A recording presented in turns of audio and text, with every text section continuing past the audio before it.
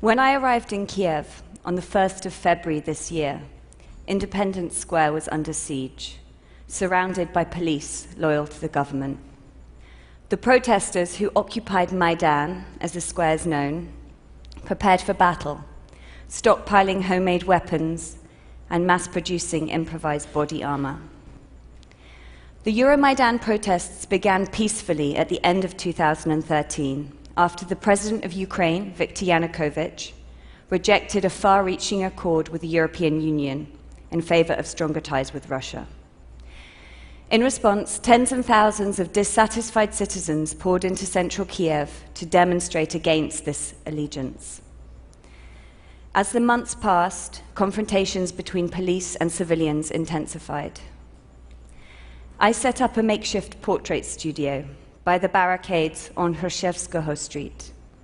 There, I photographed the fighters against a black curtain, a curtain that obscured the highly seductive and visual backdrop of fire, ice, and smoke. In order to tell the individual human stories here, I felt that I needed to remove the dramatic visuals that had become so familiar and repetitive within the mainstream media. What I was witnessing was not only news, but also history.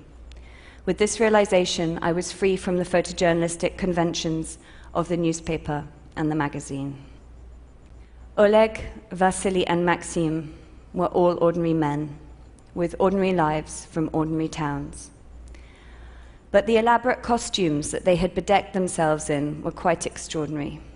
I say the word costume because these were not clothes that had been issued or coordinated by anyone.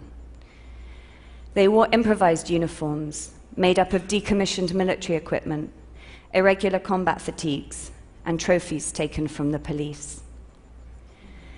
I became interested in the way they were choosing to represent themselves, this outward expression of masculinity, the ideal of the warrior. I worked slowly, using an analog film camera with a manual focusing loop and a handheld light meter. The process is old-fashioned. It gives me time to speak with each person and to look at them in silence while they look back at me. Rising tensions culminated in the worst day of violence on the 20th of February, which became known as Bloody Thursday. Snipers, loyal to the government, started firing on the civilians and the protesters on Institutska Street. Many were killed in a very short space of time. The reception of the Hotel Ukraina became a makeshift morgue. There were lines of bodies laid in the street, and there was blood all over the pavements. The following day, President Yanukovych fled Ukraine. In all, 3 months of protests resulted in more than 120 confirmed dead and many more missing. History unfolded quickly, but celebration remained elusive in Maidan. As the days passed in Kiev's central square, streams of armed fighters were joined by tens of thousands of ordinary people filling the streets in an act of collective mourning. Many were women who often carried flowers that they had brought to lay as marks of respect for the dead. They came day after day, and they covered the square with millions of flowers. Sadness enveloped Maidan. It was quiet, and I could hear the birds singing.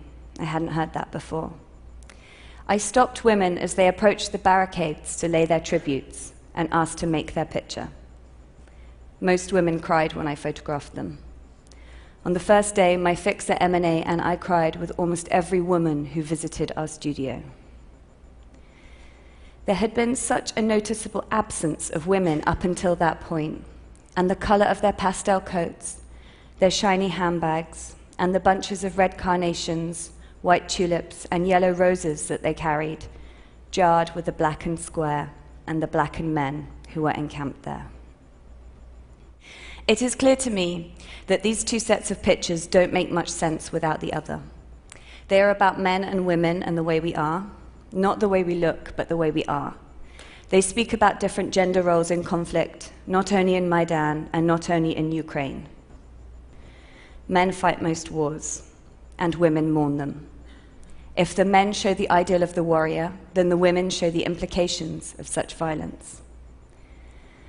When I made these pictures, I believed that I was documenting the end of violent events in Ukraine, but now I understand that it is a record of the beginning. Today, the death toll stands around 3,000, while hundreds of thousands have been displaced. I was in Ukraine again 6 weeks ago. In Maidan, the barricades have been dismantled, and the paving stones which were used as weapons during the protests replaced, so that traffic flows freely through the center of the square. The fighters, the women, and the flowers are gone. A huge billboard depicting geese flying over a wheat field covers the burnt-out shell of the trade unions building and proclaims, "Glory to Ukraine, glory to heroes." Thank you.